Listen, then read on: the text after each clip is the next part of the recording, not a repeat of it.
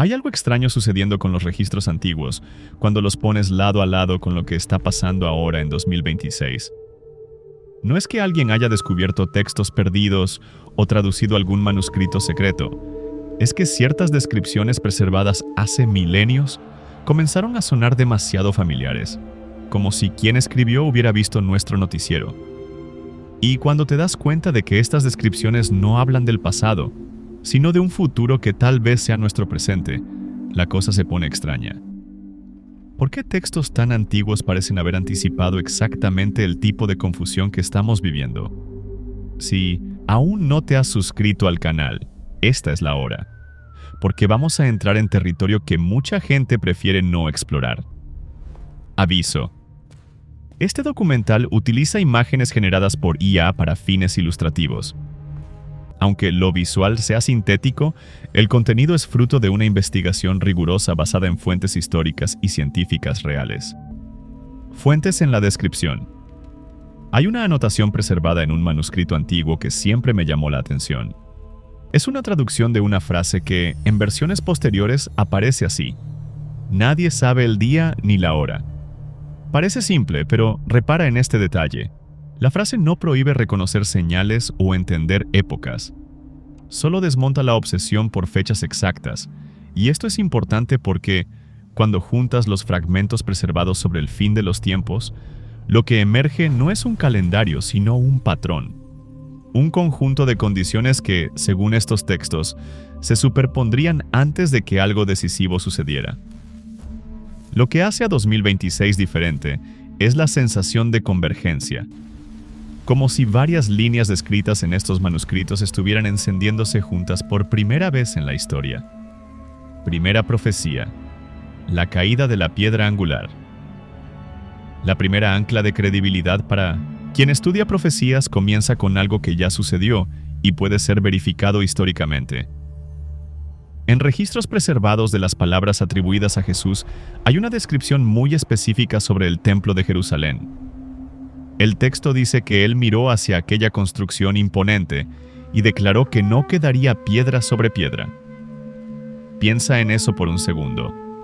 Estamos hablando del Templo de Herodes, una de las construcciones más impresionantes del mundo antiguo. Piedras que pesaban cientos de toneladas. Una arquitectura que dejaba a los visitantes boquiabiertos. El centro absoluto de la vida religiosa y económica de toda una civilización. Anunciar la destrucción completa de aquello no era solo profecía. Era algo que sonaba imposible. Décadas después de la muerte de Jesús, en el 70 después de Cristo, las legiones romanas de Tito cercaron Jerusalén. Lo que sucedió después está documentado incluso por historiadores no cristianos como Josefo.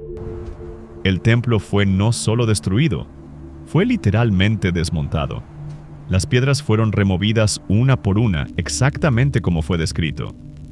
Los soldados buscaban oro derretido entre las grietas de la mampostería, lo que los forzó a separar cada bloque. Repara en el detalle. No fue una destrucción parcial o una ruina romántica. Fue un desmonte sistemático que dejó el lugar vacío. Y esto crea un precedente psicológico para quien lee profecías.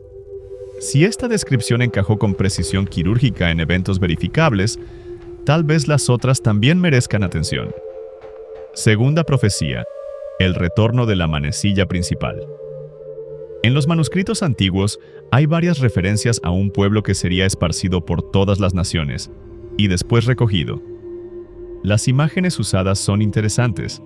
Hablan de una dispersión a los cuatro vientos y de un reagrupamiento de los confines de la tierra. Durante siglos, esto fue leído como metáfora o como algo que se aplicaba solo al periodo babilónico. Pero ahí sucede algo que ninguna interpretación anterior había anticipado. Después de casi 2000 años sin territorio político propio, el pueblo judío restablece un Estado nacional. No gradualmente, no como resultado de un proceso natural de migración, sino de forma abrupta, en 1948, por decisión internacional, en medio de una confluencia de factores históricos únicos. Lo que hace a esto proféticamente relevante no es solo el hecho en sí, sino el contexto. Los textos antiguos asocian este reagrupamiento con el inicio de una cuenta regresiva, como si Israel funcionara como la manecilla más visible de un reloj cósmico.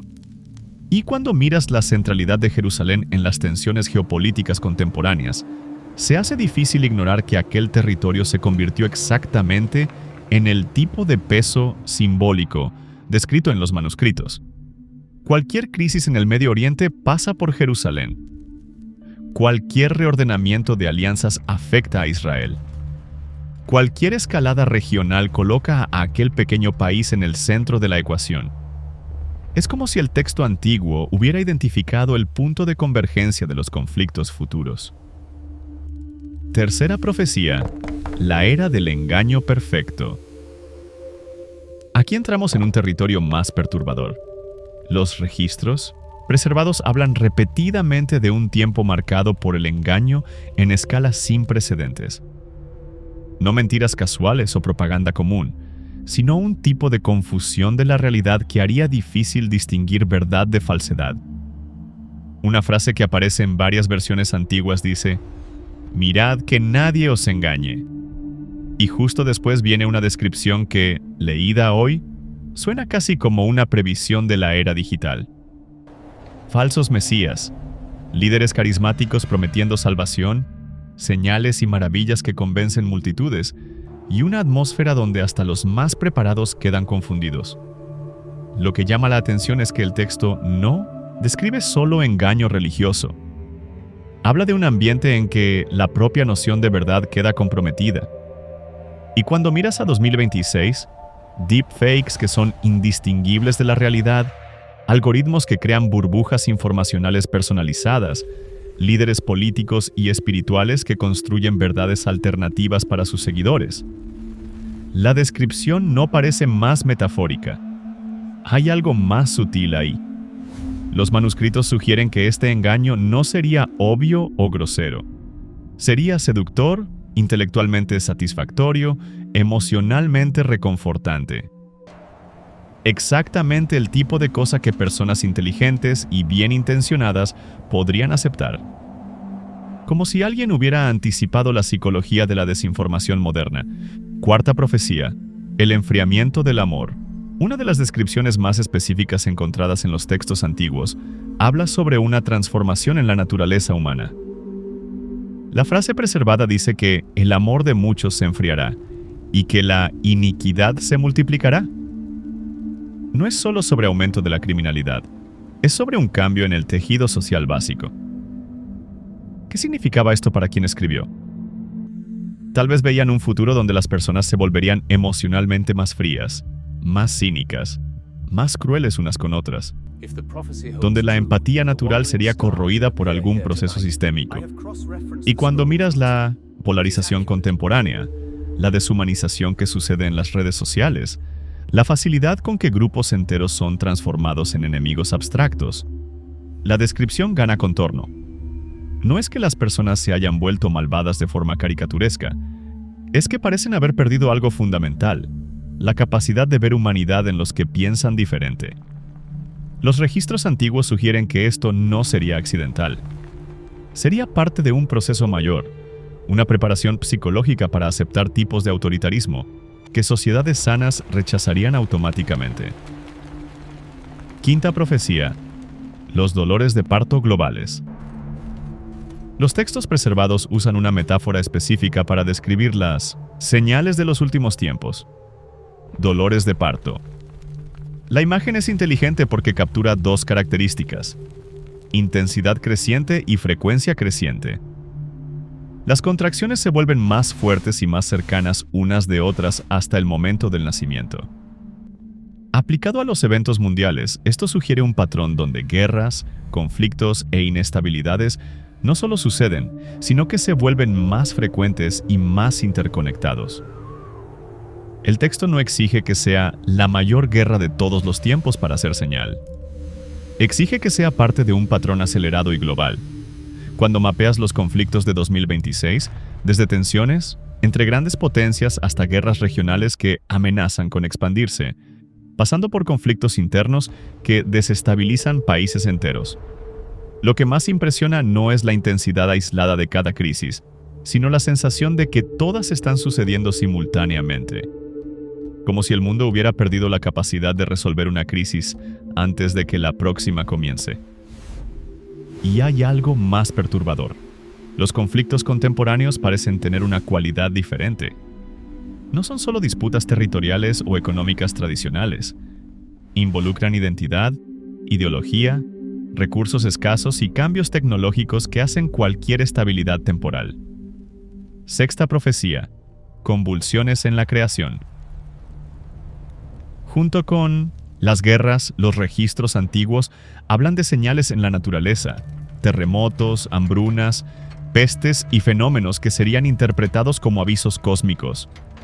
Aquí es necesario cuidado porque terremotos siempre existieron, enfermedades siempre existieron, cambios climáticos siempre sucedieron. Pero la descripción profética no habla de existencia, habla de convergencia y aceleración. Como si, en un determinado periodo, varios tipos de crisis natural sucedieran juntos, creando una sensación de que algo está fuera de lugar en el funcionamiento del mundo. Y cuando añades los datos de 2026, eventos climáticos extremos que rompen récords históricos, desastres que fuerzan migraciones en masa, plagas agrícolas que amenazan la seguridad alimentaria global, terremotos en secuencia que desestabilizan regiones enteras, la impresión es que la naturaleza está siguiendo un guión diferente.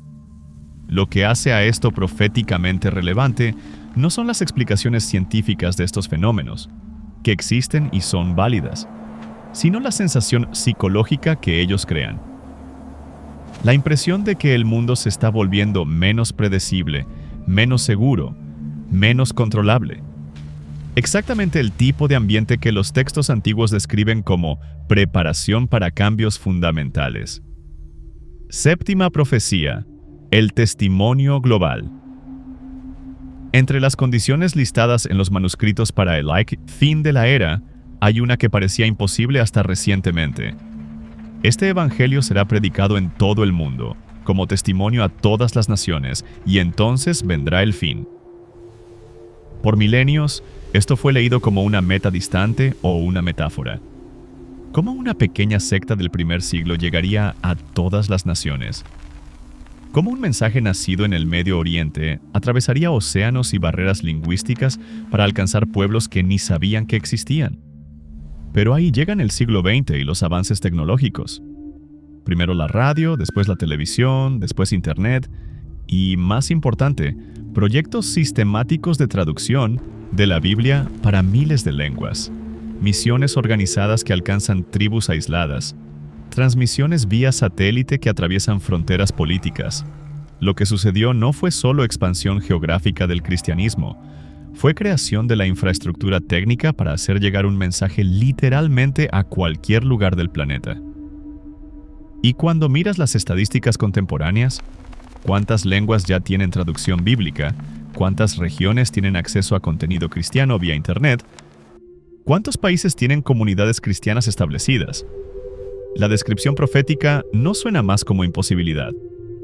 Repara en el detalle, el texto no dice «todo el mundo se va a convertir». Dice «será predicado como testimonio», como si lo importante fuese la oportunidad de conocer el mensaje, no la respuesta universal a ella. Octava profecía: la apostasía preparatoria. Una de las descripciones más incómodas preservadas en los textos antiguos habla sobre lo que sería traducido como apostasía, un alejamiento de la fe que sucedería dentro de las propias comunidades religiosas. No persecución externa, sino corrosión interna. El patrón descrito es sutil. El lenguaje religioso se mantiene, pero el contenido se diluye. Las formas externas permanecen, pero el poder transformador desaparece. Líderes usan el discurso de la fe para construir imperios personales. Multitudes buscan experiencias espirituales, pero huyen de cualquier exigencia ética real. Y cuando observas el escenario religioso contemporáneo, mega iglesias que funcionan como negocios, predicadores que prometen prosperidad material, movimientos que transforman fe en producto de consumo, grupos que usan espiritualidad para validar prejuicios políticos. La descripción gana contorno. Lo que hace a esto proféticamente significativo es que el texto sugiere que esta apostasía no sería accidental. Sería una preparación psicológica, como si, al diluir la fe auténtica, fuese creado un vacío espiritual que sería llenado por otra cosa. Novena profecía: la persecución selectiva. Los registros preservados hablan de un tiempo en que seguidores genuinos de la fe serían odiados por todas las naciones, por causa del nombre de Cristo. No una persecución generalizada contra todas las religiones, sino una hostilidad específica contra un tipo particular de compromiso espiritual. El patrón descrito es interesante. No sería solo violencia física, aunque esa también fuese mencionada, sino presión social, marginación, censura y exclusión de espacios públicos. Como si ciertas convicciones se volvieran socialmente inaceptables en sociedades que se consideran tolerantes. Y cuando mapeas lo que está sucediendo en 2026, cristianos presos por expresar ciertas creencias en países autoritarios, exclusión de espacios académicos y profesionales en sociedades abiertas por defender posiciones consideradas problemáticas, algoritmos de redes sociales que suprimen contenido religioso específico. El patrón no suena más como paranoia. Lo que llama la atención es la especificidad de la descripción. No sería persecución contra religión en general, sino contra un tipo específico de fe que rehúsa adaptarse completamente a los valores dominantes de cada época. Antes de entrar en las próximas profecías, que se vuelven aún más específicas y perturbadoras, necesito que entiendas algo. Estos registros no fueron preservados como entretenimiento o especulación filosófica. Fueron preservados como avisos prácticos para personas que vivirían estos tiempos. La cuestión no es si todo va a suceder exactamente como descrito, porque los propios textos alertan contra interpretaciones muy literales del lenguaje simbólico. La cuestión es si estamos viviendo el tipo de convergencia que estos manuscritos antiguos describieron como preparación para algo mayor. Y cuando juntas todas estas piezas, el retorno de Israel, la era del engaño digital, el enfriamiento social, los conflictos globales, las convulsiones naturales, la apostasía religiosa, la persecución selectiva y el testimonio mundial. La impresión es que alguien hace milenios había visto nuestra época y dejado un mapa, pero aún no ha acabado, porque los textos antiguos hablan de profecías que aún no se cumplieron completamente, eventos que, según esta tradición, serían los próximos en la secuencia. Y cuando entiendes lo que viene después, percibes por qué tantas personas en 2026 sienten que estamos viviendo no solo tiempos difíciles, sino tiempos decisivos. Intenta visualizar lo que significa estar en medio de una profecía cumpliéndose en tiempo real, sin saber si estás viendo el comienzo, el medio o el fin del proceso. Acompaña conmigo en la próxima parte, porque vamos a entrar en los eventos que estos registros describen como inminentes, aquellos que mucha gente cree que pueden suceder en cualquier momento. Y cuando percibes el tipo de cambio que ellos representarían, entiendes por qué el tema profecía dejó de ser curiosidad religiosa y se volvió cuestión existencial. Ahora entramos en el territorio más perturbador de los registros antiguos, porque hasta aquí hablamos de profecías que ya tienen algún tipo de correspondencia histórica, cosas que puedes verificar, fechas que pueden ser chequeadas, eventos que dejaron marca documental.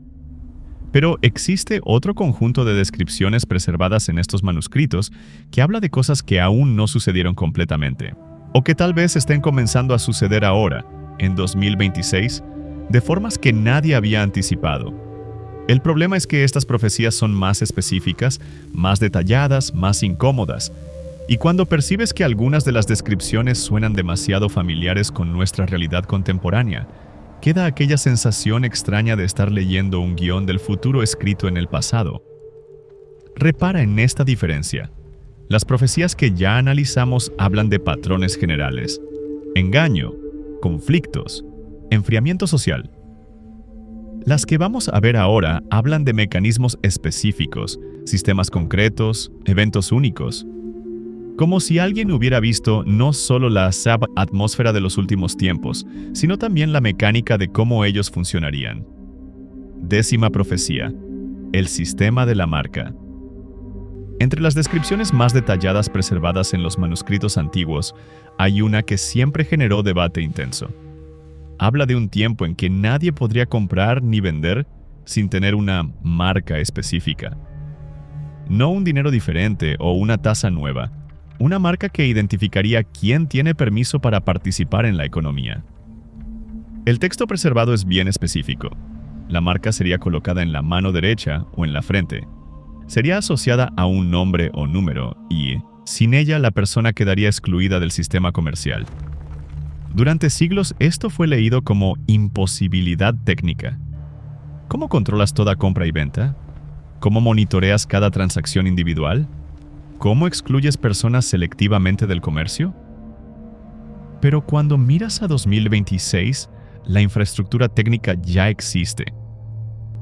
Pagos digitales que sustituyen dinero físico, sistemas de identificación biométrica que usan mano o rostro, algoritmos que pueden bloquear cuentas individuales instantáneamente, monedas digitales de bancos centrales siendo probadas en varios países, crédito social que conecta comportamiento con acceso económico.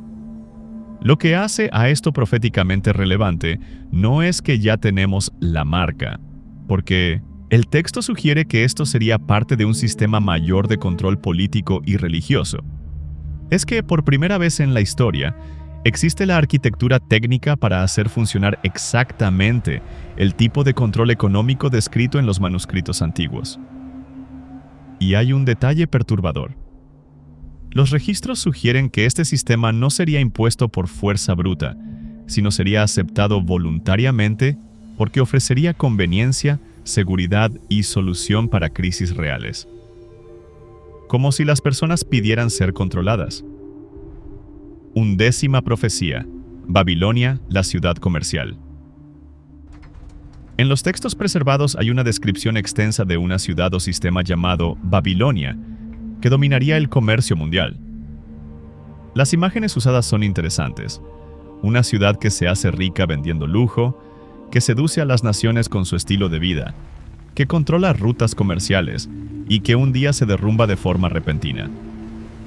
La descripción no habla solo de poder político o militar, habla de poder económico y cultural, de un sistema que hace a todas las naciones dependientes de sus productos, de su moneda, de sus patrones, y habla de una caída que sucede en una hora, algo súbito que toma a todo el mundo por sorpresa. Durante mucho tiempo esto fue interpretado como referencia histórica a la Babilonia antigua o simbólica de Roma. Pero cuando miras a la economía global contemporánea, la dependencia mundial de sistemas financieros centralizados, la uniformización cultural a través de productos y marcas globales, la vulnerabilidad de economías nacionales a decisiones tomadas en pocos centros financieros, la descripción gana contorno diferente. Lo que llama la atención es la lista específica de productos comercializados por esta Babilonia. Desde commodities básicas hasta ítems de lujo, incluyendo una frase extraña sobre almas de hombres. Como si el sistema comercializara no solo productos, sino personas, su atención, sus datos, su identidad, su autonomía. Y cuando piensas en la economía digital contemporánea, donde datos personales son la commodity más valiosa y donde algoritmos monetizan comportamiento humano, la frase no suena más metafórica. 12ª profecía: la Confederación del Norte. Entre las profecías más específicas preservadas, hay una que describe una alianza militar que atacaría a Israel en los últimos tiempos. El texto menciona nombres antiguos de pueblos y regiones que muchos intentan conectar con naciones contemporáneas. No voy a entrar en la especulación sobre quién sería quién, porque eso siempre genera más confusión que claridad. Pero hay algo interesante en el patrón descrito. Una coalición que se forma rápidamente, que toma a todo el mundo por sorpresa, que parece tener ventaja militar aplastante, y que es derrotada no por fuerza humana, sino por intervención que el texto describe como sobrenatural.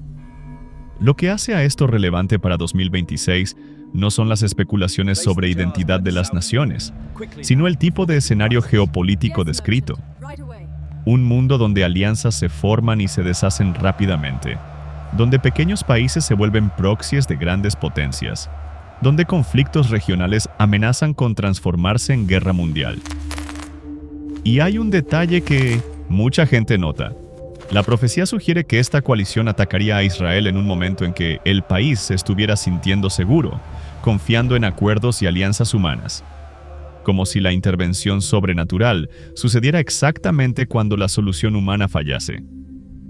13ª profecía: el arrebatamiento.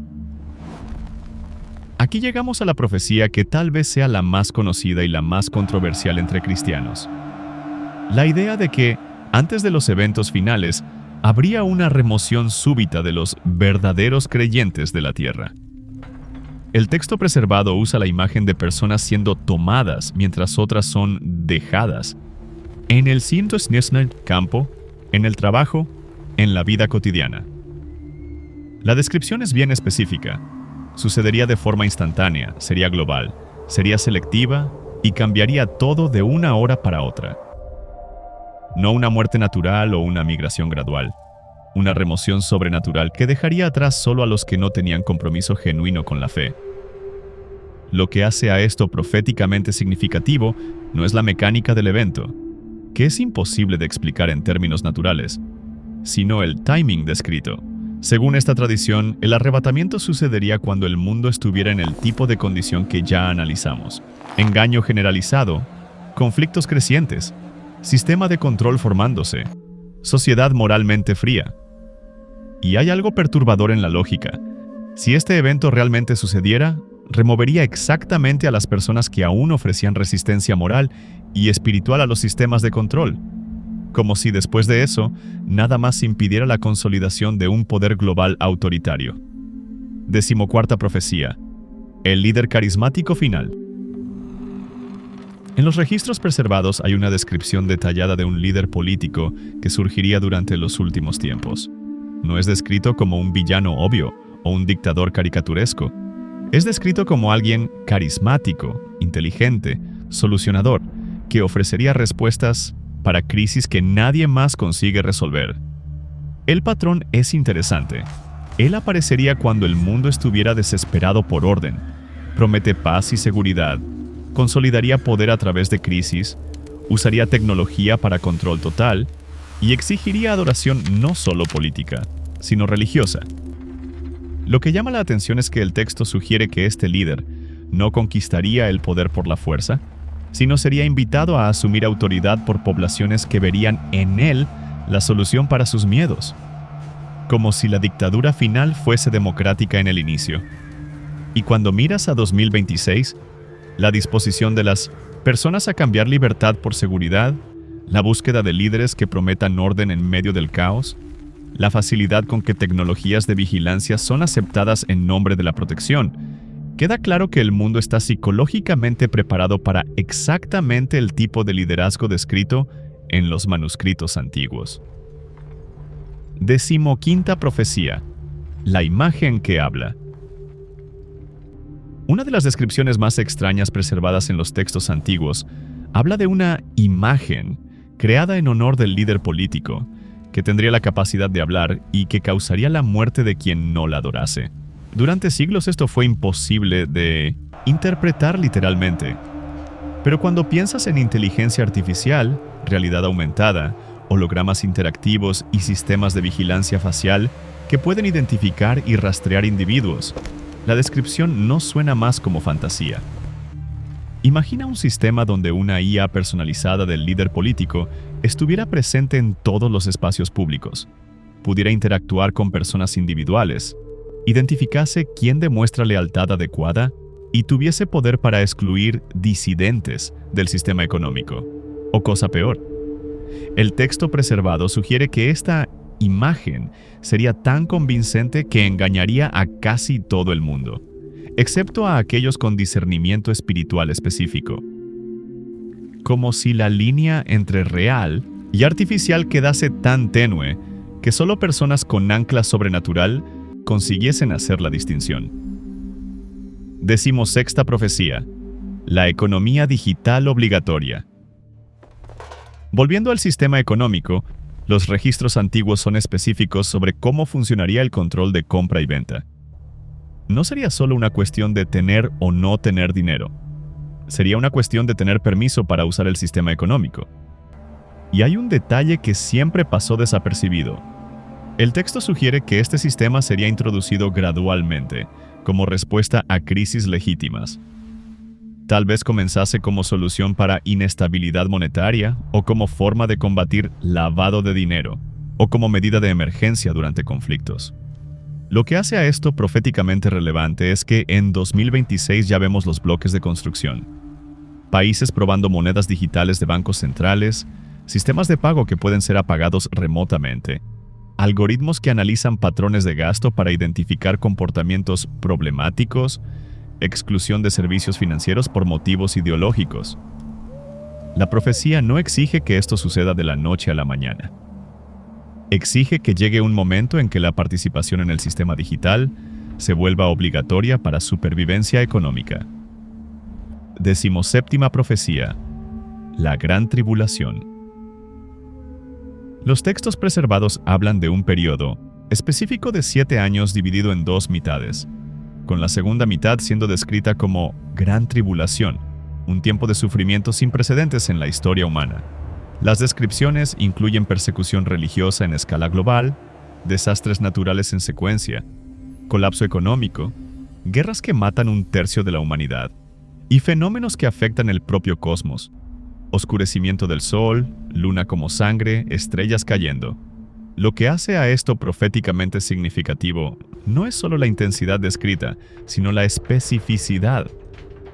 No son descripciones vagas de tiempos difíciles, son imágenes concretas de tipos específicos de colapso civilizacional. Y cuando juntas esto con nuestra vulnerabilidad contemporánea, dependencia de tecnología que puede ser apagada, cadenas de suministro globales que pueden ser rotas, sistemas financieros digitales que pueden ser hackeados, armas que pueden destruir civilizaciones, percibes que tenemos la fragilidad técnica para experimentar exactamente el tipo de colapso descrito. 18ª profecía: la batalla final. El clímax de los registros preservados describe una batalla que sucedería en un lugar específico en el Medio Oriente, involucrando a todos los reyes de la tierra en una guerra contra el propio Dios. No una guerra entre naciones humanas, sino un intento de resistir a la intervención sobrenatural. La imagen es impresionante. Ejércitos del mundo entero convergiendo hacia una región pequeña, usando tecnología militar que se derrite ante una presencia que el texto describe como luz más brillante que el sol. Lo que llama la atención es la sugerencia de que esta batalla sería el resultado lógico de todo lo que vino antes. El sistema global de control, el líder carismático, el rechazo de la fe, la persecución de los creyentes. Como si la humanidad llegase a un punto de no retorno donde eligiese resistir hasta a la propia realidad sobrenatural. 19ª profecía: señales en el cosmos. Entre las descripciones más específicas hay una serie de señales que sucederían en el Sol, en la Luna y en las estrellas, antes de los eventos finales. El texto habla de oscurecimiento solar, luna que no da luz, estrellas que caen y poderes de los cielos siendo sacudidos. Durante mucho tiempo esto fue leído como lenguaje puramente simbólico. Pero cuando consideras nuestra dependencia contemporánea de satélites para comunicación, GPS, Internet y sistemas financieros, percibes que estrellas cayendo podría tener significado bien literal y bien disruptivo. Una tormenta solar intensa, un evento cósmico que afectase nuestra infraestructura electrónica o un ataque coordinado a satélites podría literalmente hacer las estrellas caer, desde el punto de vista de quien depende de esa tecnología para vida normal. Y hay algo más. Los textos sugieren que estas señales cósmicas serían reconocibles por personas de diferentes culturas como avisos de cambio fundamental. Como si hubiese algo universal en el lenguaje de los cielos. 20ª profecía. La restauración final. El final de los registros preservados no termina en destrucción, sino en restauración. Hay descripciones de un nuevo tipo de gobierno mundial, no basado en control humano, sino en autoridad sobrenatural. Una época donde guerra se vuelve obsoleta, donde justicia funciona perfectamente, donde la propia naturaleza es restaurada. Las imágenes son específicas: lobos pastando con corderos, niños jugando con serpientes, desiertos floreciendo, personas viviendo mucho más tiempo, tecnología al servicio de la creación en vez de la destrucción. Lo que hace a esto proféticamente relevante es que no es solo final feliz vago. Es descripción concreta de cómo sería una civilización donde los problemas fundamentales de la naturaleza humana, egoísmo, corrupción, muerte, escasez, fuesen resueltos en la raíz. Y hay un detalle importante: esta restauración no sería resultado de evolución humana o progreso tecnológico. Sería resultado de intervención externa que cambiaría las reglas básicas de la realidad. Cuando juntas todas estas profecías que aún no se cumplieron, el sistema de control económico, el líder carismático, la tecnología de vigilancia, la confederación militar, el arrebatamiento, la tribulación, la batalla final y la restauración, lo que emerge es un guión específico para los próximos eventos de la historia humana. La cuestión no es si crees que va a suceder exactamente así. La cuestión es si reconoces que estamos viviendo exactamente el tipo de preparación que estos registros antiguos describieron. La infraestructura, técnica, la atmósfera psicológica, la vulnerabilidad civilizacional y la búsqueda desesperada por soluciones que harían posible cada uno de estos eventos. Y cuando percibes eso, entiendes por qué tantas personas en 2026 tienen la sensación de estar viviendo no solo una época difícil, sino una época decisiva. Como si toda la historia humana anterior fuese preparación para lo que está a punto de suceder. Piensa en eso. ¿Y si estos registros antiguos no fuesen solo literatura religiosa, sino avisos prácticos dejados por quien tuvo acceso a información sobre el futuro? ¿Y si 2026 fuese realmente el año en que las condiciones finalmente se alinearon para que estas profecías saliesen del papel y entrasen en la realidad? Pero aquí es donde la cosa se pone realmente perturbadora. Porque una cosa es leer descripciones antiguas sobre patrones generales de los últimos tiempos: engaño, conflictos, sistemas de control.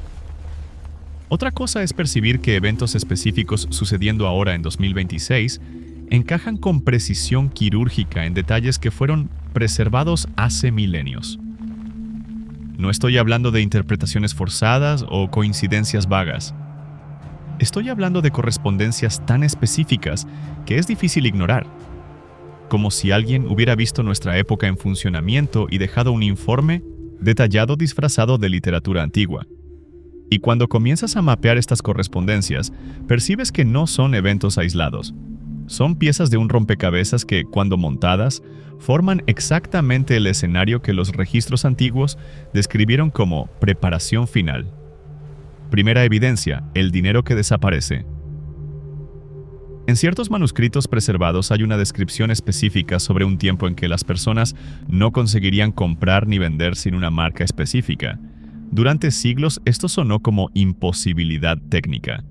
Pero repara en lo que está sucediendo ahora. China ya tiene un sistema de crédito social funcionando que conecta comportamiento individual con acceso a servicios, incluyendo compra de pasajes, préstamos bancarios y hasta velocidad de Internet.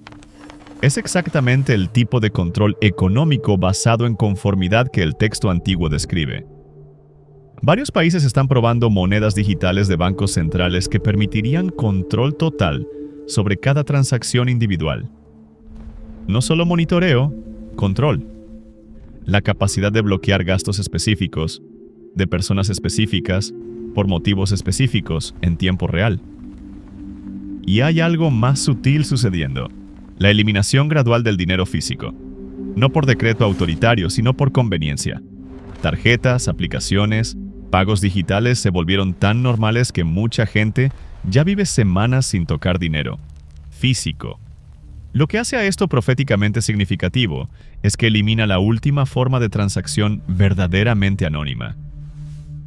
Cuando toda compra y venta pasa por sistemas digitales controlados centralmente, tienes exactamente la infraestructura necesaria para implementar el control económico descrito en los textos antiguos. Segunda evidencia: la vigilancia que seduce.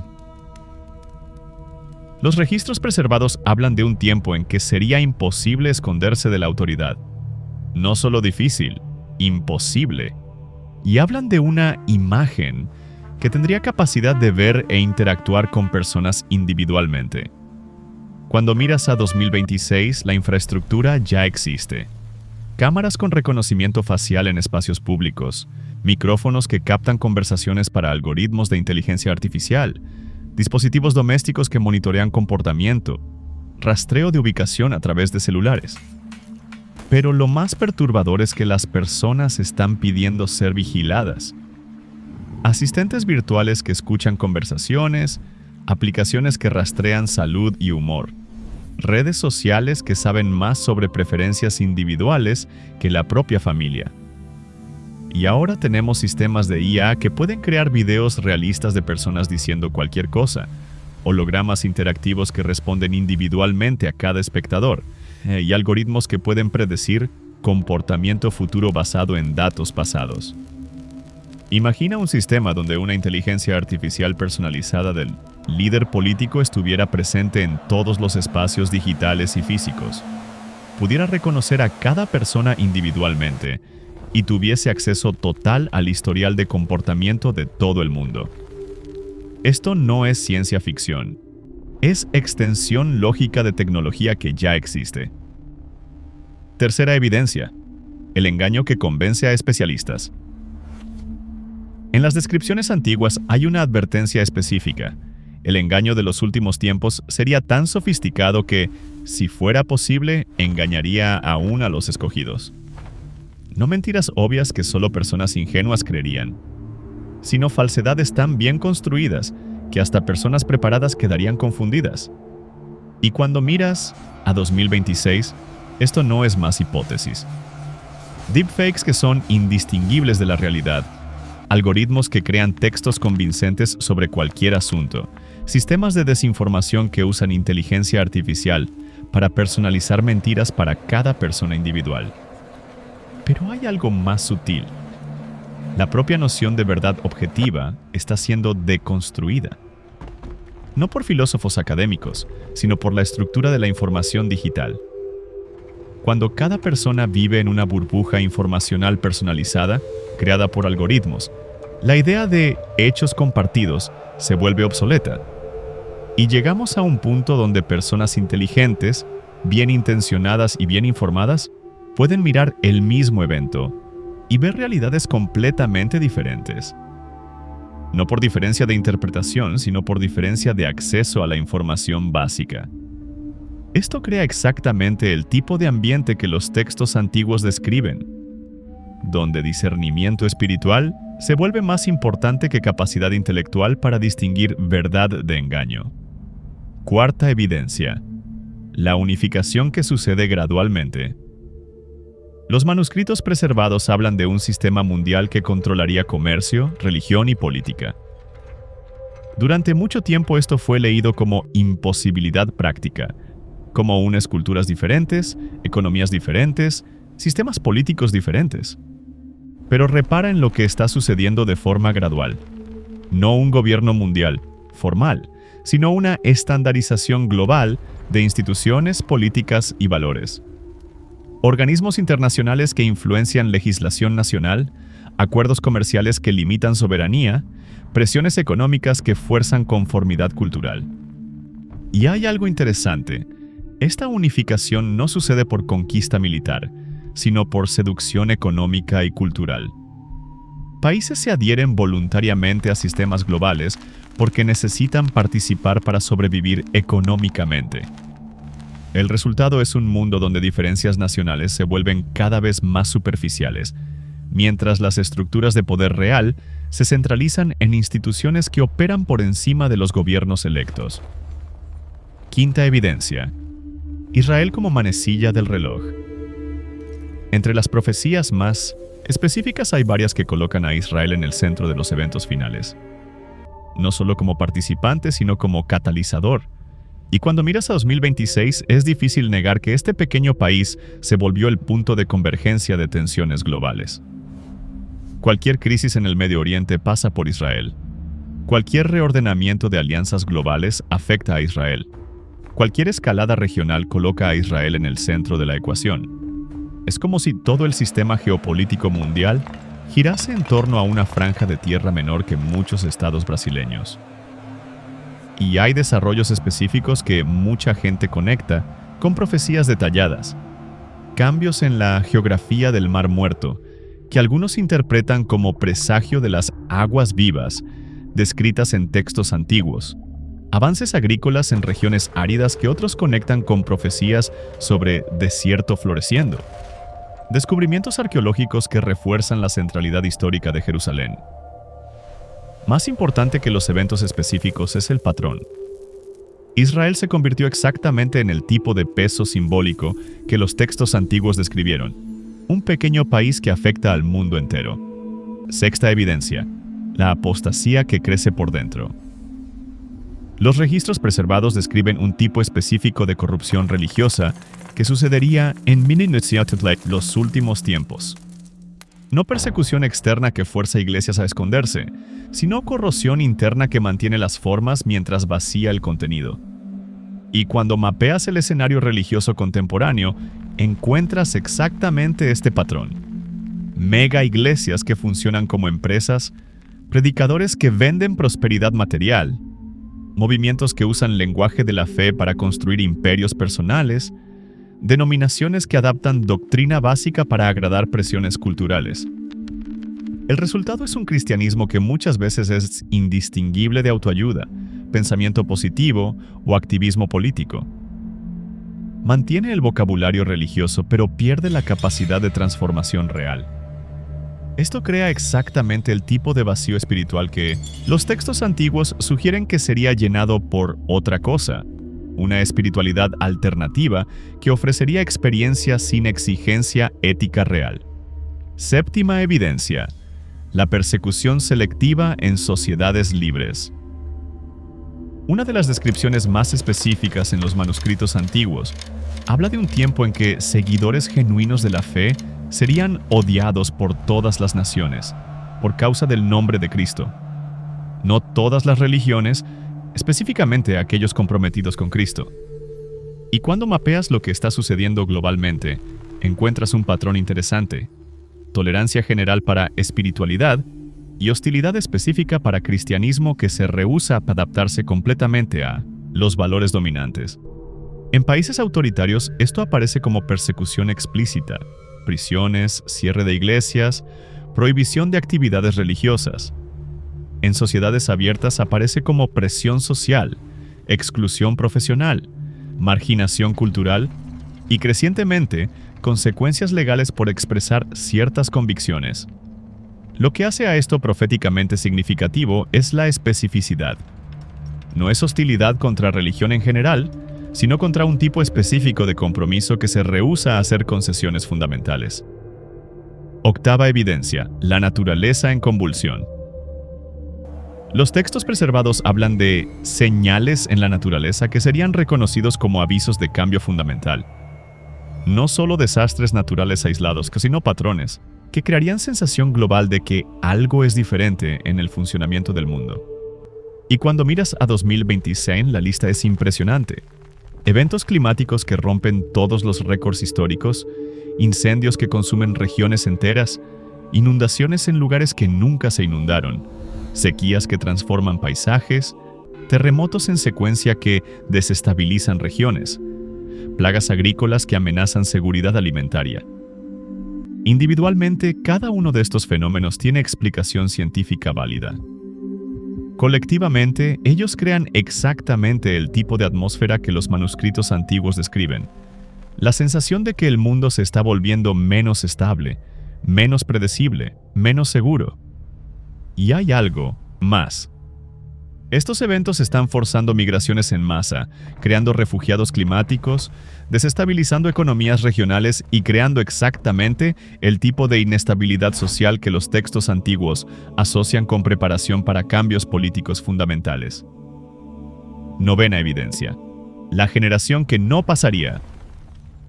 Entre las frases más intrigantes preservadas en los registros antiguos, hay una que dice que la generación que viese estas señales no pasaría antes del cumplimiento completo de las profecías.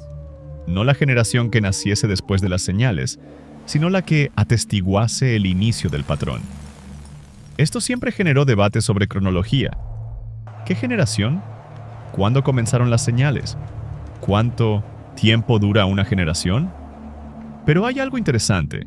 Si consideras que las señales específicas comenzaron con el retorno de Israel como nación en 1948, y si defines generación como periodo de vida normal de una persona, llegamos a una ventana temporal que incluye 2026.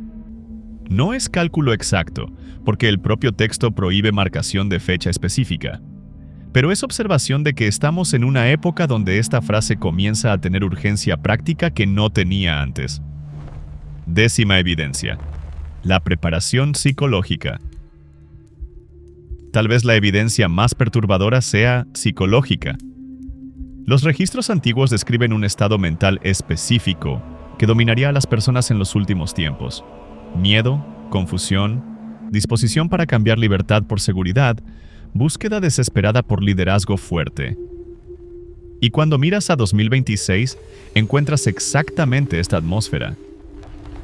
Poblaciones enteras dispuestas a aceptar vigilancia en nombre de la seguridad, sistemas de control en nombre de la conveniencia, limitación de libertades en nombre de la protección. No sucedió por coerción directa, sino por creación de ambiente donde las personas piden ser controladas. Crisis reales que generan miedo genuino, que genera disposición para aceptar soluciones que, en tiempos normales, serían rechazadas como autoritarismo. Es exactamente el tipo de preparación psicológica que los textos antiguos sugieren que sería necesaria para que las personas aceptasen el tipo de sistema global que ellos describen. Cuando juntas todas estas evidencias específicas, la infraestructura para control económico total, tecnología de vigilancia seductora, engaño sofisticado, unificación global gradual, Israel como catalizador, apostasía religiosa, persecución selectiva, convulsiones naturales y preparación psicológica. Lo que emerge no es especulación sobre el futuro, sino documentación del presente. La cuestión no es más si las condiciones descritas en los registros antiguos son posibles. Ellas ya existen. La cuestión es si estamos viendo solo preparación para eventos futuros o si estamos viendo el inicio de los propios eventos. Y cuando percibes eso, entiendes por qué tantas personas sienten que 2026 no es solo un año difícil más, sino un año decisivo. Como si toda la preparación hubiese terminado y ahora fuese la hora de que los eventos principales comiencen.